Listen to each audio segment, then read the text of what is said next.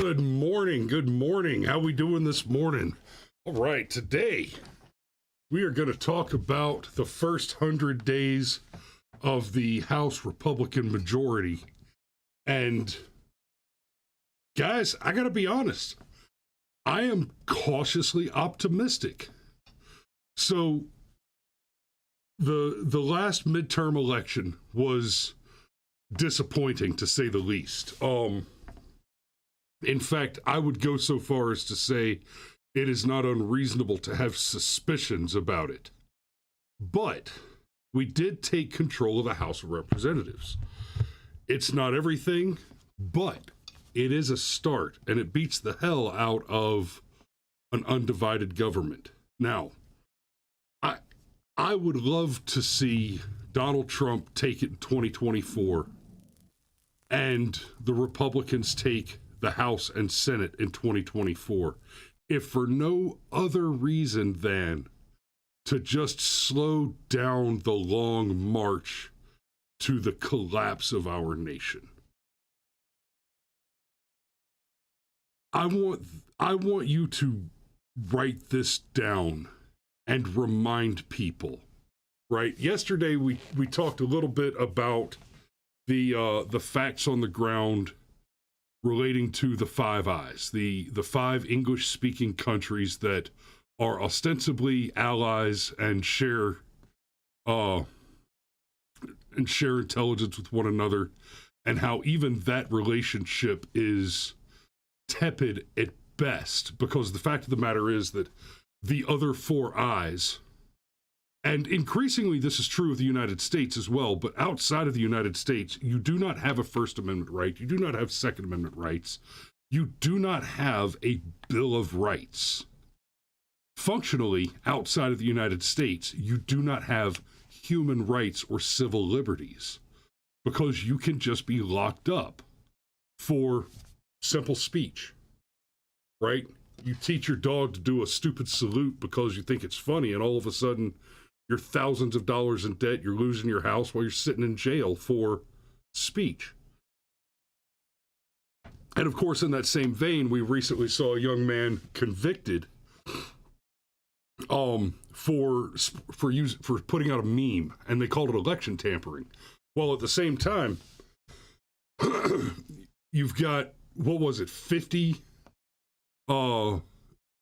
members of the United States Intelligence Committee, or community, rather, like 50 key leadership individuals, including the then director of the FBI, signed their names to a letter that said that the Hunter Biden laptop story had all the hallmarks of Russian misinformation. Like, Danny and Alex talked about this on their show last night. So you got one guy that's sitting in jail over a meme, and the meme just said, hey, Democrats have a different voting day than Republicans. While you can point at the Hunter Biden laptop story, and you cannot intelligently argue that the misinformation, nay, disinformation, and the suppression of that story, right? There were two key factors there. The suppression, right? News outlets chose to cover it, and news distribution systems like the social media platforms where the majority of Americans, I'm very sad to say, get their news, suppressed the distribution of that. And then when that suppression was overcome by basically pushback against the suppression, and we went out of our way to share it wherever we could and help people understand, guys, this is a big deal. This laptop story, we're talking, we've seen this stuff on the laptop, and it's incredibly damning. That was the suppression angle. And then you had the 50 or so members of the intelligence community that came out and said, this is Russian disinformation. That was a lie. Or more correctly, in this context, as we're talking about the actions of the enemies of the United States of America against her interest, that would be the 50 men who signed their names to that letter, conducting a disinformation campaign against the United States citizenry. Right? They suffered no consequences for what is inarguably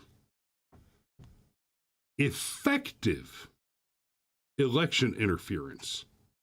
Now that we know from exit polling that nearly 20%, a near fifth of voters who voted for Joe Biden have claimed that they would have either not voted or voted the other way had they had that information. The fact of the matter is that the 50 signatories to that letter conducted a coup. A soft coup, not a shooting coup, which I guess we can be thankful for that to some degree, but they conducted a coup and have suffered no consequences.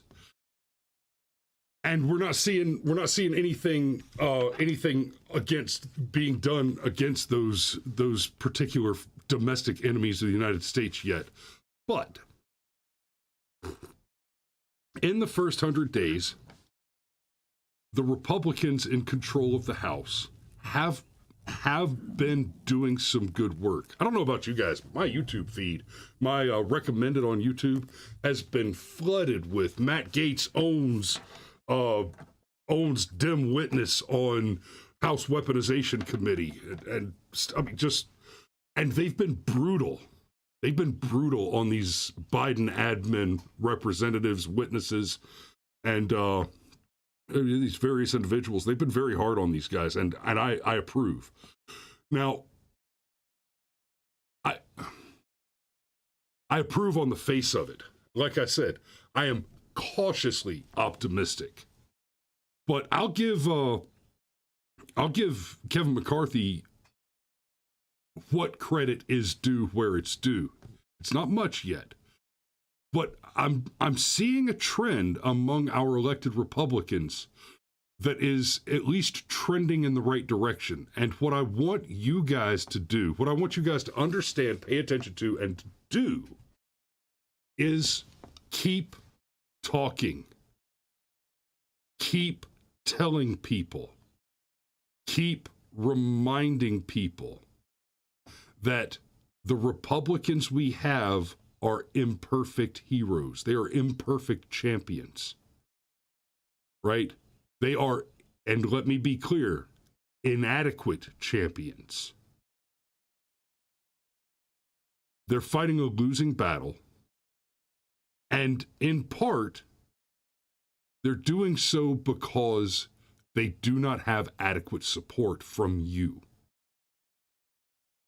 I called into the TPS report last night, and one of the things, the reason I called in to begin with is Alex and Danny were talking about a story where a teenager has sued his school. Honestly, okay, the teenager's a tranny that's suing the school over one of the teachers refusing to use the preferred pronouns.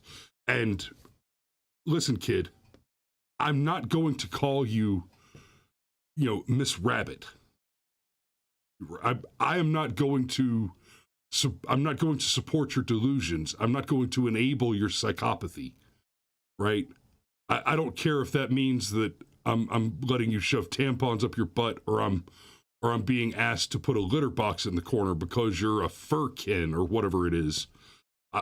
I will not injure my own intelligence and psyche to participate in your psychopathy and delusion. But the kid sued, and this is where we as Republicans get our asses beat in a couple of different ways. The kid was able to sue because the left has a great and well-established infrastructure of funded organizations, NGOs, non-governmental organizations, who are activist organizations, and they have lawyers that will ostensibly do the work pro bono, right? And if you go and look into the records on cases like that, what you'll find is that the lawyer did the work pro bono or some organization donated. And where you find the lawyer doing the work pro bono, if you look closely, you'll find that the lawyer works for one of these leftist organizations. We don't have something like that on the right. You don't have an alternative on the right, where there are organizations that are not just out there with lawyers ready to do your bidding pro bono, but they're actively seeking out cornerstone cases like that, where they not only make news by making the statement, the law is on the side of the sociopath, but they set precedent and make law as a result. Right? A very large part of the body of the law is a reference to the precedent set by which cases are decided and how. Effectively, lawyers are writing the law. And I'm not just talking about the fact that the majority of our elected politicians in the House and Senate, right, in the legislature, the majority of our legislatures are lawyers. Right, so yes, lawyers write the law, but I mean unelected people who are in the practice of law are writing the law through the prosecution and argument that sets precedent. That said, on the right, there is not a similar alternative. There is an enormous and important difference between conservative activist organizations like the NRA and leftist activist organizations like Planned Parenthood. The NRA is funded exclusively by private membership donation.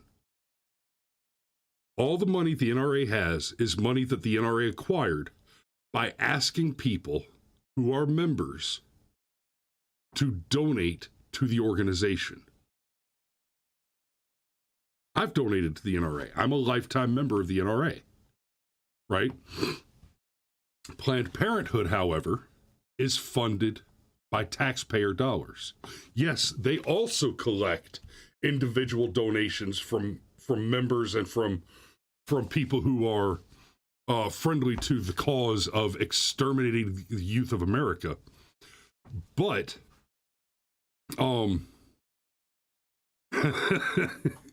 yeah.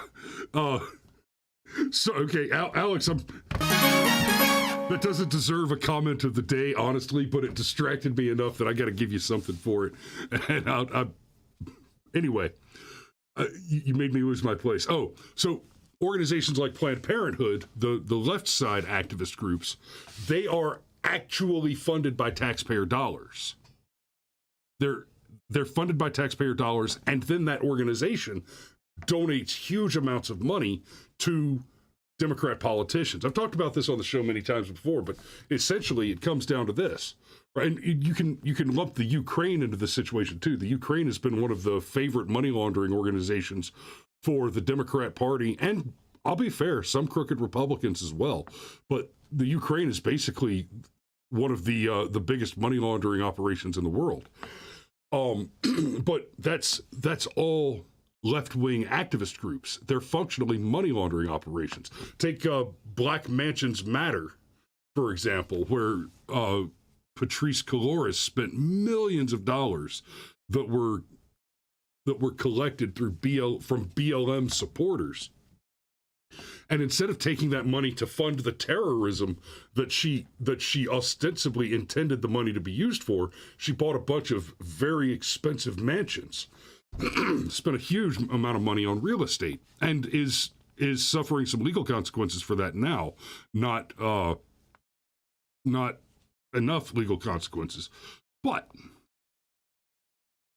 still I remain cautiously optimistic because of the Bud Light situation. And here's where the problem starts to. Here's where we start to find solutions to the problem. Okay. On the right, you do not see riots, mass violence in the street. You don't even see a lot of peaceful protests. Right now in Chicago and Los Angeles, they're going through days at a time of what they're referring to as street takeovers. They're not even calling them riots, they're calling them street takeovers, where thousands of useless parasites gather in the street, scream and shout, smash windows, break into stores in broad daylight and on camera, smiling into the camera as they do it, smashing windows, breaking into stores, and they're not even stealing. I mean, some of them are stealing stuff, but for the most part, they're breaking into the stores and just destroying merchandise. You don't see people on the right do that. And it's not just because we're better people than they are. It's not just because we're morally better. It's not just because we're ethically better. It's not just because we are more civilized and less primitive.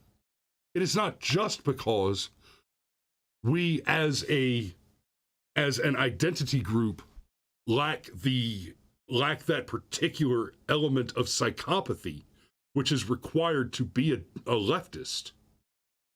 Right? At the base level, what it takes to be a leftist is to have the moral position that it is morally preferable to cause harm and take by force over working to earn.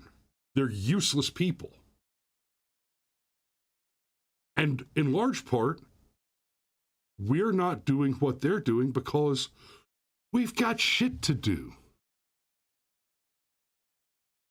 Conservatives and Republicans are not out burning down buildings because we're too busy working our asses off to pay the taxes to fund the psychopaths. We're too busy feeding the enemy, like sending billions of dollars to the Ukraine, or like when we ran the Cash for Work programs in Afghanistan, where we literally paid locals to do work. And I've talked about that in detail before. I'm not going to go too far down that rabbit hole today, but in that's just one bad example of the United States government actively sending money to fund the activities of the enemy. And yes, the rioters that are tearing down Los Angeles and Chicago, if I'm being fair, if they burn down Los Angeles and Chicago, they will have done us all a favor. But those are still American cities. And that our domestic enemies are actively conducting war against our country with no consequences should chill and bother everyone. But yet, I remain cautiously optimistic. Because Bud Light is getting their asses kicked. Now, I say that, and it may sound like that's a very small thing, but it's not. It's not a very small thing, because what happened with the Bud Light situation is one of these organizations that is ostensibly very conservative. I don't know if you guys saw this, but Donald Trump Jr. made a statement that said we need to back off the Bud Light boycott because Bud Light is a conservative company and they spend a lot of money on supporting conservative causes. And I hate to be in a place where I have to say this, but you can go piss up a rope, Don. They spend their money on conservative causes, and I would love to appreciate that. But what value have I for an ally who is a double agent? Oh yeah, this particular James Bond gives me all this useful information against my enemies. And oh wait, he's also providing information to my enemies. Now, not only do I have to be suspicious of his motivations, but I cannot intelligently and reasonably trust the information that he gives me. I now have to be concerned about his ulterior motives. And more importantly, you see how very much damage has been done to the Bud Light brand by the backlash. And what you're seeing is Americans who were just kind of asleep at the wheel are waking up. They're starting to understand things like your bank has an ESG page. Go look, I dare you. They have a page on their website dedicated to their ESG, right? Your employer likely has something similar. And that's going to change soon. They're going to rebrand all that shit because people are starting to understand that ESG is not all that different from DIE. Right, you're starting to hear the phrase diversity, inclusion, and equity less and less. They already tried to rebrand it by changing it to diversity, inclusion, and equity, diversity, equity, and inclusion to try and get away from the DIE acronym. But you cannot ever forget that they are in fact a death cult. So,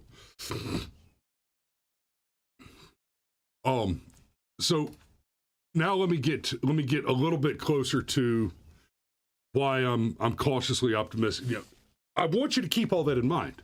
Guys, as conservatives, we need more activism in this country. And I know just saying that is insufficient. I've got some things in the works, and I know Alex McDonald there is prolifically effective. There's a lot that needs to be done and a lot more that we can be doing. And we'll be talking about that more and more as we lead up to the 2024 election. Because, guys, we're about to be in primary season in short order, and that's going to get entertaining. I want to share this tweet with you real quick. And actually, I'm going to back off let's see who it's from. So this cat, Dr. Mike Davis, blue check mark, blue wave guy. Well, here is what the mostly election-denying House Republicans have accomplished within their first 100 days in office. Did they own the libs? Okay, real quick on that whole election-denying thing. Russiagate, fuck you. So he puts out this list, and this is how out of touch and unintelligent people like him are. MAGA House Republicans' first 100 days. He puts this out unironically as if this is a list of badness. And even to make the list look negative, he has to lie. Okay, 30 plus bills to make it harder to access abortion. One bill to impose a 30% national sales tax. One bill to declare the AR-15 the national gun. One bill to repeal the Affordable Care Act. One bill to abolish safe working conditions. One bill to extend the Trump tax cuts for the rich. One bill to end the ATF's curbing of illegal firearm use. One bill to repeal the Inflation Reduction Act. Okay, so he puts that out there, and as if a person should look at that and say, wow, they're doing a whole bunch of negative stuff. Oh my God. Let's go through it. This first one, 30 plus bills to make it harder to access abortion care. Let me clarify something for you. We do not need to abolish abortion in this country. We don't need to do it. For one reason, and one very important reason only.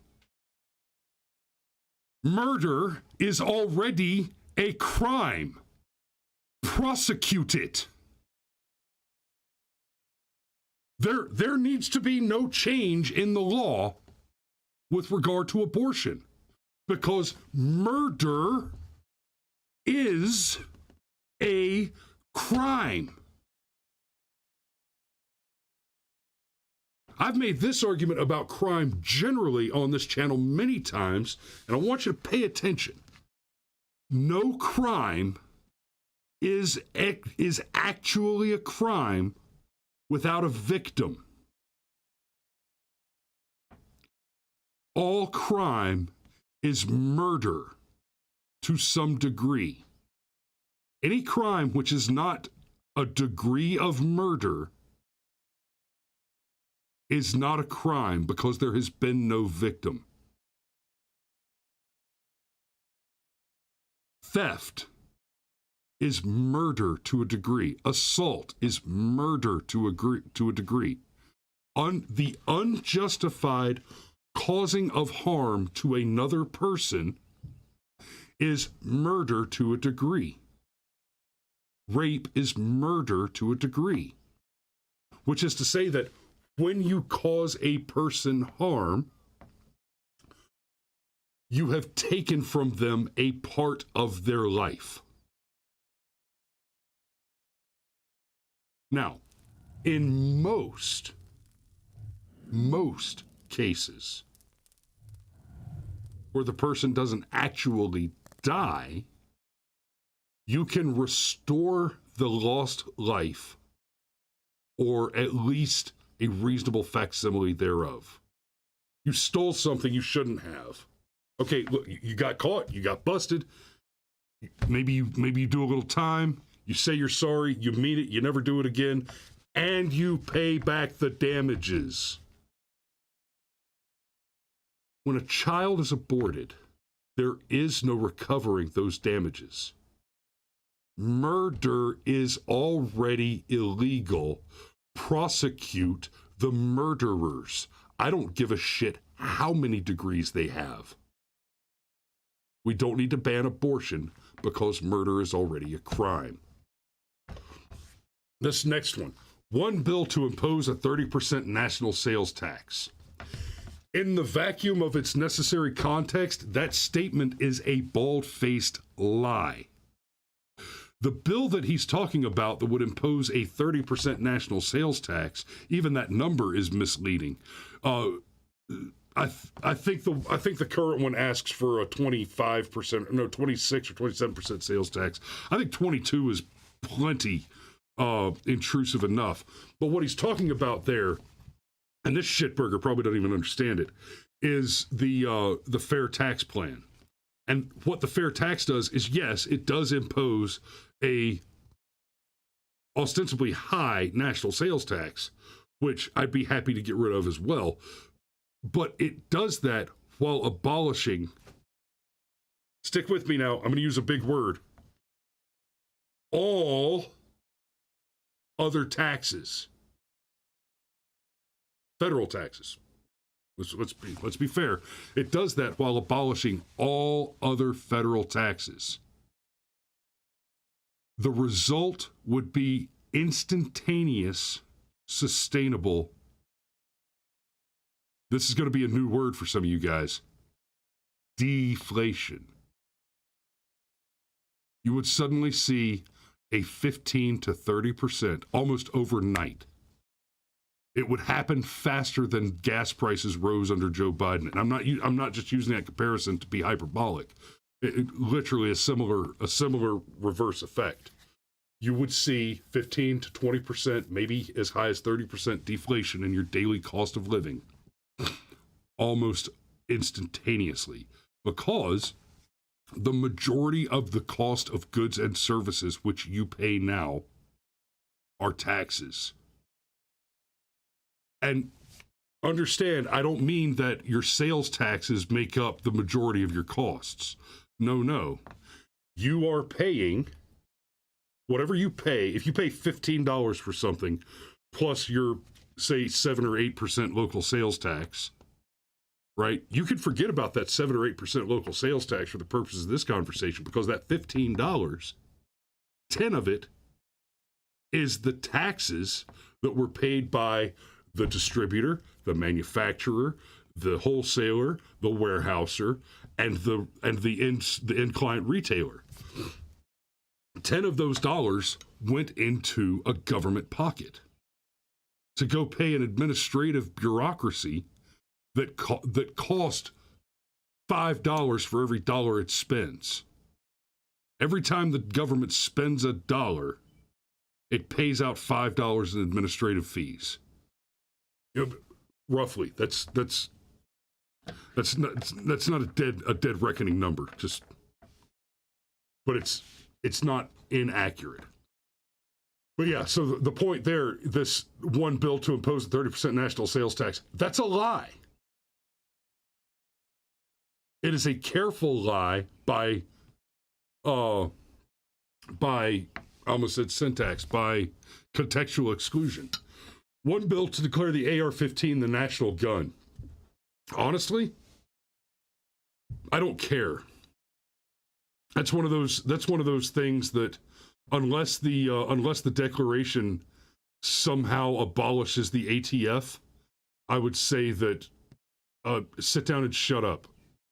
You're wasting my money on renaming Peachtree whatever to Cynthia McKinney Parkway all over again, and you could all bite a big dick. But then we get down here to one bill to repeal the Affordable Care Act. That is a 100% positive. That statement right there, one bill to repeal the Affordable Care Act. I can't think of very many things other than pulling our troops out of the Ukraine that you've been lying about, Mr. Biden. I can't think of many things that could be done in this country today to drastically improve the American standard of living than to simply repeal the Affordable Care Act. And I see Pitt Danny says, and replace. And yes, the bill that he's talking about does offer an alternative. It repeals and replaces the Affordable Care Act. Let me be very clear on this. Repeal.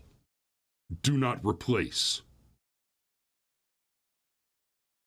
Right, I had this terrible growth on my lower back that I had to have surgery on, and they cut me open and they removed this awful thing. It was a Coke bottle size problem that they cut out of my back. You know what I had them replace it with? Nothing. And when you cut a cancer out, you don't put another one in. You just cut it out. Throw it away. Maybe put it in a pickle jar on the counter to remind you this is what bad shit looks like. Don't replace it. Repeal it. You don't need an alternative to social medicine. A free market will solve you.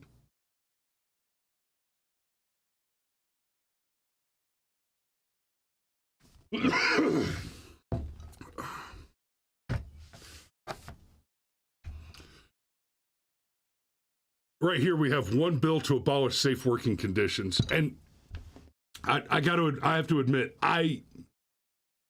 this statement, one bill to abolish safe working conditions,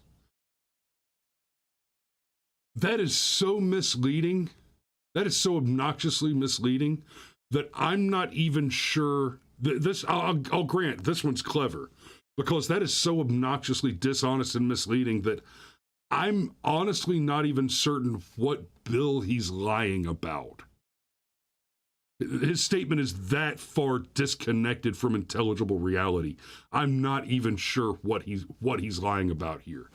Right? This is, I came in and asked my kids what they were doing because there's bubble juice spilt all over the garage floor, and one of them said, "We're trying to paint the ceiling purple."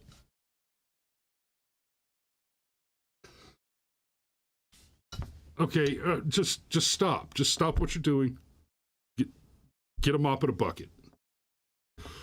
One bill to extend the Trump tax cuts for the rich. Guys, it's 2023.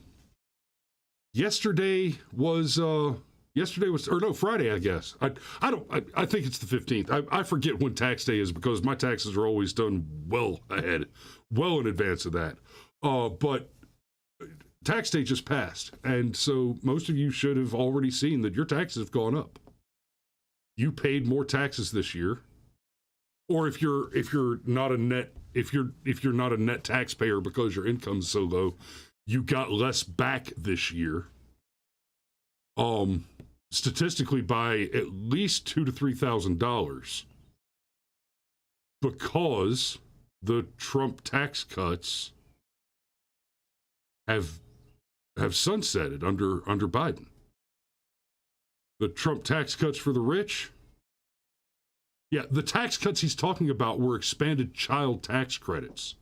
And honestly, I could bitch and moan about those and say some things against those taxes, those tax bills as a mechanism of wealth distribution, which is always bad.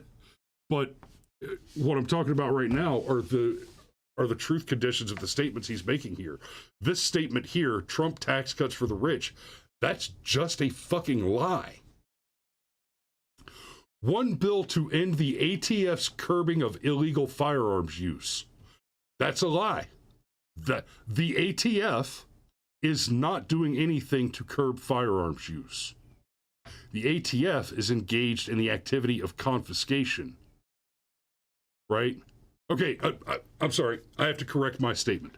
The ATF is not doing anything to curb the use of illegal firearms or the illegal use of firearms. And yes, those are two different things. The illegal use of firearms and the use of illegal firearms. Those are two different things.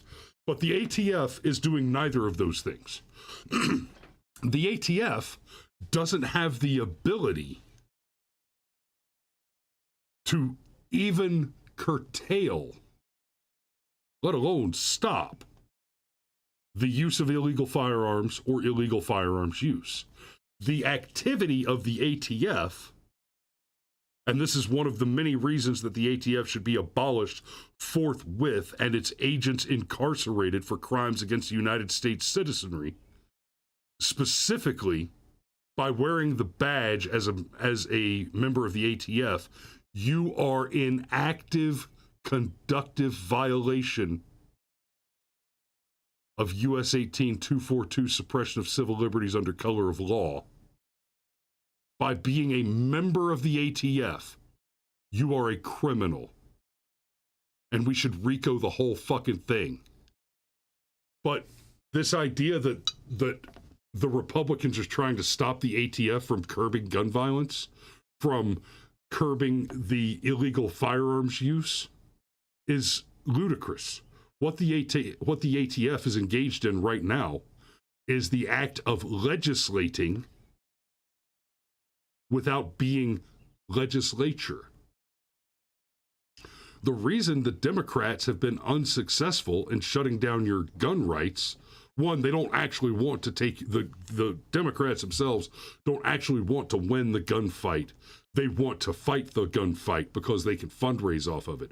If they start solving problems, this is one of the reasons that everybody hated Donald Trump, is Donald Trump made the terrible mistake of coming into a broken administrative state and actually solving problems, and all of a sudden everybody was afraid that they wouldn't have problems to run on anymore. But the thing that they're talking about here with one bill to end the ATF's curbing of illegal firearms, they're talking specifically about the pistol brace situation, where the ATF, which is not legislature, is declaring a wide swath of Americans to be felons simply based on the fact of their owning a particular accessory for a firearm. An accessory which the ATF itself, just what was it, 5 or 6 years ago? It was maybe it was 10 years ago. But it wasn't a terribly long time ago as these things go. It is within living memory. The ATF was petitioned by the inventor of the pistol brace equipment, with the brace being put forward as a mechanism to assist handicapped, especially wounded soldiers, to be able to continue engaging in shooting sports and the use of firearms reasonably. And the ATF was petitioned with questions about the legality, the definition, the meaning of what the device was, and said, no, this is perfect, this is fine, this is a totally suitable and legal accessory, and you can produce it and sell it commercially. And now they're trying to flip a switch and decide that you're a felon if you own one. And then finally, so the ATF is, what they're doing there is criminal. You cannot write law unless you are the legislature. Or more correctly, we can all write law. We can write bills and push them to our representatives and try and get them passed into law. Right? So yes, any American citizen can write a bill and try and get it to go up through the process. But that's not what the ATF has done. What the ATF has done here is said, we have guns and we're willing to use the threat of violence on our own recognizance to change the law without the authority to do so. The entire ATF should be in jail over this alone, let alone the rest of their crimes, which are extant by their mere existence. And then finally, one bill to repeal the Inflation Reduction Act. And he says it like that's a bad thing. How much inflation reduction have you witnessed personally since the passage of the Inflation Reduction Act? I don't need you to answer the question in the comments. I know how much inflation reduction you've experienced. It's zero. The average rent in this country has nearly doubled just since the current administration took office. The cost of a gallon of gas has tripled and even hit quadruple briefly over what it was under the predecessor. Groceries are through the roof. All of your cost of living has exploded. And let's be clear, when all the prices go up, none of the prices went up. That's right. Nothing is more expensive than it was. Your money is worth less.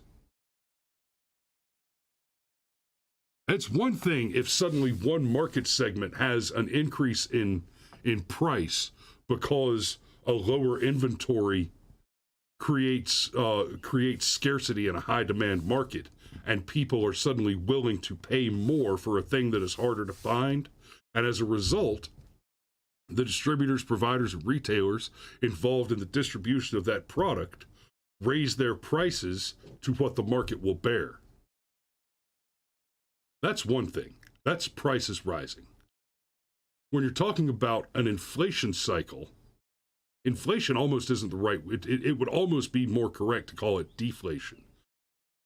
In fact, there's probably a good argument to be made that the use of the word inflation for the activity that's occurring right now is itself a mechanism of disinformation. You're being told that prices are going up because of problems in free markets and problems of distribution, et cetera, et cetera. But what is actually happening when all of the prices go up together the way they are, right? The increase in the gas price is pushing pressure against the floor prices of distribution, and those are pushing pressure against the floor prices of retail, et cetera, et cetera. And the whole chain, the whole economy suffers the upward pushing pressure of those prices. Your prices aren't going up. It's not that the items cost more money. It is that your dollars are worth less value. It didn't get more expensive to live in America. You lost wealth. Your purchasing power has been intentionally printed away from you. Right? Herman Cain used to refer to inflation as the sneak attacks. And I always thought that was cute and clever. Sneak, A-T-A-X, sneak attacks. And he's 100% right on that. The obvious objective is for the administrative state to pay off its debts with lower value dollars. It's literally stealing from you. That's what inflation is. Inflation is predictable, manageable, and happens only at one place. It's being done to you on purpose.